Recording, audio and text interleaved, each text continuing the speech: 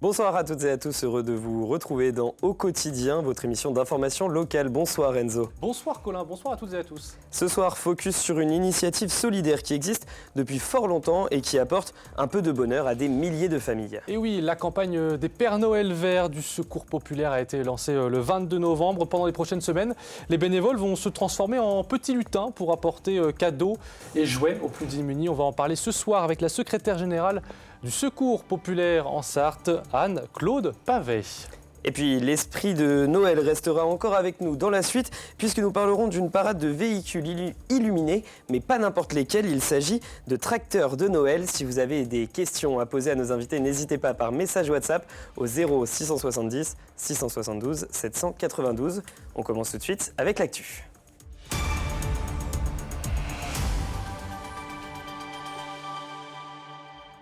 Au sommaire de ce lundi 27 novembre, le retour d'un personnage iconique de la bande dessinée. Presque 30 ans après le dernier tome par Franquin, Gaston Lagaffe revient sous une nouvelle plume.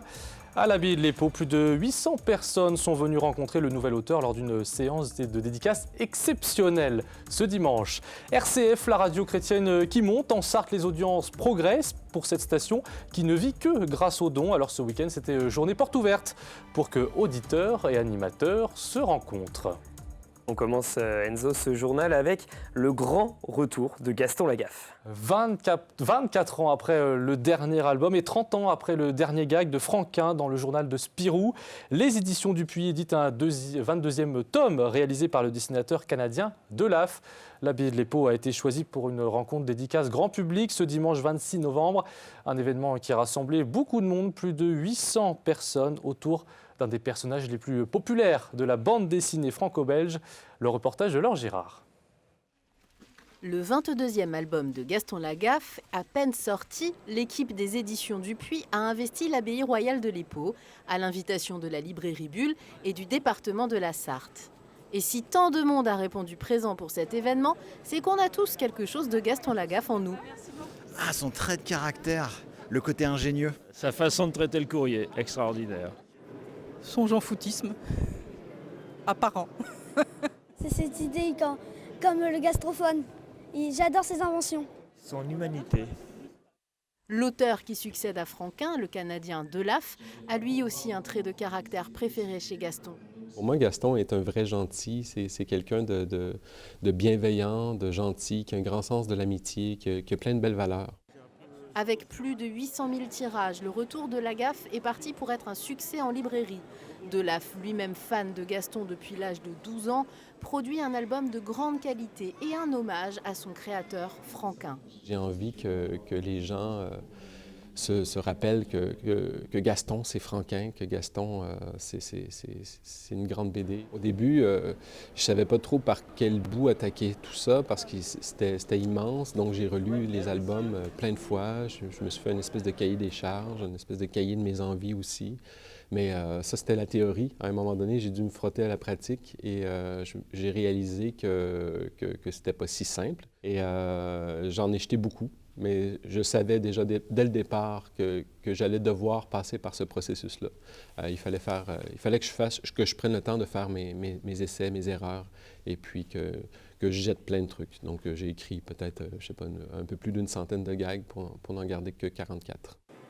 Des planches où l'on retrouve avec gourmandise tout l'univers de notre responsable du courrier préféré. Mais enfin, sauf quand il se met à détruire notre abbaye royale de l'Épau avec l'un de ses instruments improbables, un dessin original offert par Delaf en vente à la librairie Bulle, rien que pour les Sartois. Enzo, de la fiction à la réalité maintenant, l'affaire Dany Leprince va-t-elle être relancée ? D'après le journal Le Parisien, de nouveaux éléments pourraient être connus d'ici la fin de l'année, 29 ans après le quadruple meurtre à Torigny-sur-Douai, dans lequel Dany Leprince a été condamné à la perpétuité pour avoir tué son frère, sa belle-sœur et ses deux nièces. Selon les informations du journal, l'enquête relancée en 2021 aurait permis de mettre en lumière l'incohérence des témoignages de Martine, l'ex-épouse de Dany Leprince. Les enquêteurs seraient convaincus que leur fille, Célia, aurait menti sans doute pour protéger sa mère et sa participation au meurtre. 8 témoins ont été entendus en tout. Dany Leprince est aujourd'hui libre et clame toujours son innocence. La justice devrait se prononcer sur la demande de révision de sa condamnation dans les prochains mois. 2 nouveaux jours de fermeture cette semaine pour les urgences de l'hôpital à Saint-Calais. Le service d'accueil des urgences sera fermé du 29 novembre 9h jusqu'au 30 novembre 9h, puis du 2 décembre toujours à 9h jusqu'au 3 décembre. Un professionnel reste joignable pour les personnes qui se présenteraient spontanément à l'accueil, mais aucune prise en charge médicale ou paramédicale ne pourra être effectuée. Les usagers sont invités à contacter le 15 ou le 116 117. Ils viennent apporter un coup de main au vrai Père Noël pour offrir des cadeaux aux plus modestes. Les Pères Noël verts du Secours populaire sont de retour et on en parle avec notre invité. Oui, bonsoir Anne-Claude Pavet. Bonsoir. Vous êtes la secrétaire générale du Secours populaire en Sarthe. On rappelle déjà ce que font les Pères Noël verts, pardon. Qu'est-ce que c'est ? Eh bien, écoutez, les Pères Noël verts ont été créés pour apporter un petit peu de chaleur humaine, un petit peu de bonheur dans ces périodes de Noël aux personnes qui ont besoin d'aide. Donc concrètement, qu'est-ce que c'est ? Alors, c'est être capable, grâce à la générosité des donateurs, d'offrir un cadeau, un jouet neuf en général, aux enfants, et un colis amélioré aux familles. Alors, colis amélioré qui consiste à avoir un petit paquet de chocolat, à avoir cette année, par exemple, le miel d'Arnaud, également, grâce au partenariat avec Bock, un paquet de café. Voilà, c'est essayer de rendre les choses un petit peu plus heureuses que d'habitude. Oui, et puis c'est encore d'autant plus important dans ces périodes de Noël, dans ces périodes compliquées d'inflation pour les familles. C'est vraiment un petit moment de bonheur. Ah oui, absolument. Et c'est une grande nécessité. C'est pour ça que tous les ans, on remercie toutes les personnes qui font des collectes, parce que nous avons quand même collecté déjà avec le Gala des Seniors. Nous allons collecter avec les spectacles de l'ASN. Cette action des Pères Noël verts a commencé pour nous déjà depuis la mi-novembre. Et donc, nous sommes à la sortie de beaucoup de spectacles. Nous avons un partenariat avec le Théâtre des Quinconces qui nous permet d'être à la sortie de certains de leurs spectacles. Et puis, nous avons le MSB qui s'est associé à nous depuis de nombreuses années déjà et qui fait ce lancer de peluche qui, cette année, aura lieu le 23 décembre contre la Gravelines, je crois. Au niveau de Alors il y a cette action, mais le Secours populaire fait plein d'autres actions au cours de l'année. On sait que les Restos du Cœur, une autre association, traverse une période de difficultés financières. Est-ce que vous, au Secours populaire, vous rencontrez aussi des difficultés ? Mais bien sûr, nous sommes tous un peu dans le même bain, c'est-à-dire que cette crise percute de plein fouet les familles qui déjà étaient en difficulté, qui vont s'enfoncer, et puis les familles qui étaient à la limite de la précarité, qui, elles, se mettent à basculer. Et ceci nous apporte, bien entendu, beaucoup plus de monde à dépanner, à essayer d'aider. Et on va essayer de partager. Le rôle du Secours populaire, c'est de ne pas refuser une aide, mais essayer de partager ce que nous avons avec tout le monde. Et le problème que l'on a actuellement, qui est le problème d'autres associations, c'est comment partager pour ne pas trop limiter les colis d'aide alimentaire, par exemple, et pour ne pas trop limiter les autres activités, parce que nous sommes quand même une association, nous, généralistes, et on fait de l'aide aux vacances, de l'accès à la santé. On a un pôle nourrisson qui a été créé maintenant depuis presque 5 ans. Donc, on a énormément d'actions donc qui s'en vont dans différents sens. La culture, par exemple, qui pour nous est un point énorme. Donc, comment faire qu'on puisse continuer à donner cette aide dont les gens ont besoin, mais tout en essayant de la varier la plus possible. Et ça, c'est un challenge. Les bénéficiaires que vous accueillez, que vous rencontrez, ils vous disent les difficultés qu'ils rencontrent, qui sont plus grandes peut-être qu'avant. Oui. Est-ce qu'ils vous le confient ? Oui, ils nous le confient. Et puis, on a aussi ce changement de comportement depuis la pandémie. C'est-à-dire qu'avant la pandémie, on avait des gens qui avaient des scrupules à venir nous voir, qui n'osaient pas venir nous voir. Et puis, la pandémie et la crise à la suite font que les gens ont besoin, les gens viennent beaucoup plus spontanément qu'ils le faisaient. Alors à quoi c'est dû selon vous ? L'inflation a forcément joué un rôle dedans ? Bien sûr. Et puis malgré que certaines personnes travaillent, le salaire ne suffit pas. Donc arrivé en fin de mois, quand on a une famille à s'occuper, eh bien ils viennent vers nous pour demander cette aide dont ils ont besoin. Et puis beaucoup d'étudiants aussi. On a triplé la demande. Ça, c'est un nouveau public. Ah oui, c'est un nouveau public. On a triplé la demande auprès des étudiants. Et les personnes, les seniors, les personnes âgées. Non, on a vraiment le panel représentatif de la société, de plus en plus. Donc ça veut aussi dire que votre association, comme beaucoup d'autres, a besoin d'aide, de dons. Et je remercie vraiment d'avance les gens qui vont être généreux vis-à-vis de nous, parce que vraiment, je crois que tout le monde en a vraiment besoin. Et c'est donner du bonheur aux gens, ça nous donne du bonheur à nous-mêmes.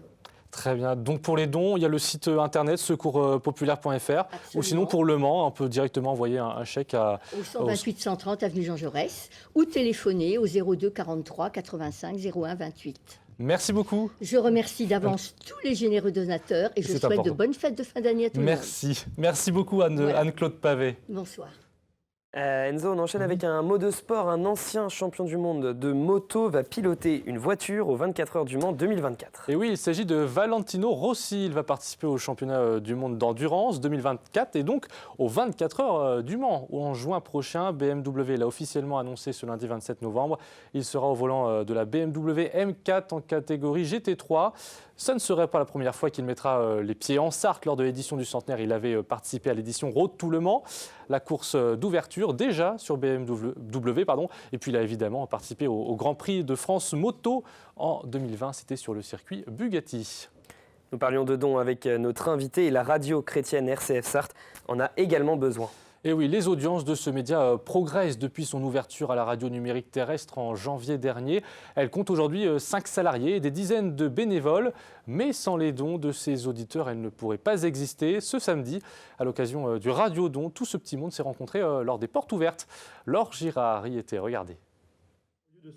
Une lumière rouge pour dire qu'on est à l'antenne. Le grand studio de la radio chrétienne RCF Sarthe accueille des invités toute la matinée à l'occasion de son radio-don. Nous sommes associatifs, nous n'avons pas de publicité sur notre radio, pour ça il faut l'écouter, vous verrez, il n'y a pas de pub. Et comme il n'y a pas de pub, eh bien, on est obligé d'aller chercher donc, des ressources pour payer nos salariés et nos moyens techniques. Et donc ce sont les dons et quelques subventions qui viennent nous assister. Avec 34 500 auditeurs réguliers, la radio touche un public qui vient chercher un regard apaisé sur l'information et les sujets de société, en plus des programmes chrétiens. C'est aussi une école, comme beaucoup de médias associatifs, qui ouvre son antenne à des bénévoles de tous âges. J'avais développé cette envie au fur et à mesure du temps de découvrir le monde de la radio. Et voilà, c'est l'opportunité que m'a offert RCF. Ça m'a développé aussi l'envie d'en faire mon métier. Des bénévoles qui se croisent en cette matinée porte ouverte. Ils sont une quarantaine réguliers, chapeautés par Jean-Luc. Ils n'ont parfois jamais fait de radio. Et avant de les mettre à la radio, il faut un petit peu les coacher, c'est-à-dire leur apprendre comment parler dans le micro. Et tout ça, c'est un vrai travail. Et je crois que si j'ai réussi à faire ça pour certains qui parfois sont un peu tremblants, ils sont heureux. Ils sont heureux et moi, je suis heureux également aussi. Une équipe complétée par 5 salariés, dont 3 journalistes. Le budget annuel du média local représente 200 000 €, dont un peu plus de 60 000 issus des dons. Spéciale Radio Don 2020. Et pour vos dons, vous pouvez directement envoyer un chèque à la maison Saint-Julien au 26 rue Albert-Maignan ou sur rcf.fr. L'information locale a un prix et comme RCF et d'autres, LMTV Sarthe a, comme vous le savez, toujours besoin de vos dons pour continuer à vous informer au quotidien. Alors n'hésitez pas à vous rendre sur notre site internet lmtv.fr. Merci encore aux téléspectateurs qui ont déjà contribué à sauver notre chaîne et merci à ceux qui le feront. On marque une page de pub, la météo et on se retrouve dans un instant. À tout de suite.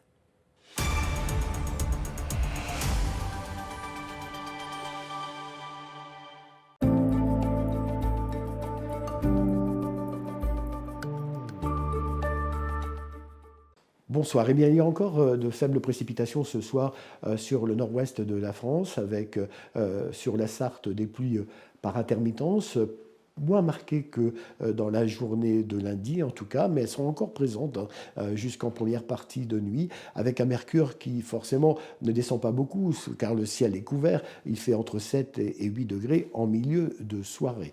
En revanche, pour la matinée de mardi, on est à l'arrière de la perturbation. Donc là, le ciel se dégage, les températures chutent au petit matin. Voici les minimales au lever du jour, entre 3 et 4 degrés. petite gelée au sol attendue sur l'ensemble du département. Puis vous allez voir que l'après-midi, on va conserver ce temps assez agréable sur l'ensemble de la Sarthe. On attend 9 degrés au Mans, un ciel plus variable par moment. Alors, ce sont des cumulus qui sont considérés comme des nuages de beau temps, mais qui vont bourgeonner dans l'après-midi, mais ils ne devraient pas donner d'averse en tout cas. Un petit mot sur l'évolution des jours suivants. On regarde d'abord mercredi, où là, mercredi, ce sont les nuages qui reviennent en force, des nuages assez présents, peu de précipitations dans la journée de mercredi, les températures un peu fraîches au petit matin, mais qui vont grimper entre 8 et 9 degrés donc au milieu de l'après-midi. Et puis pour jeudi, alors là, l'évolution, elle est à surveiller. En effet, le ciel va se dégrader, et puis au petit matin de jeudi, on va surveiller. Alors, sur l'est de la France, il y aura de la neige. Sur le nord-ouest, c'est-à-dire sur le département de la Sarthe en particulier, il y aura des pluies, mais voilà, pluie et neige mêlées. On pourrait voir virevolter par moments juste quelques flocons. En tout cas, ce mardi, n'oubliez pas de fêter les Jacques. Passez une excellente journée. Et rappelez-vous, attention, la journée de jeudi est à surveiller. Il y aura des petites gelées le matin et peut-être quelques flocons l'après-midi.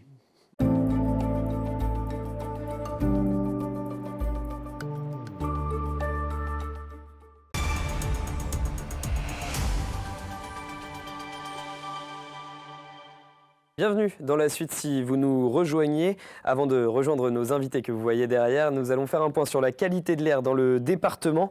Et en ce début de semaine, la qualité de l'air sera moyenne à localement bon. Ce mardi, notamment, vous le voyez, au nord-ouest du département, l'ozone reste le polluant majoritaire, mais les particules fines PM 2,5 devraient augmenter avec l'arrivée de nuits plus froides et donc le recours accru au système de chauffage, notamment les feux de cheminée.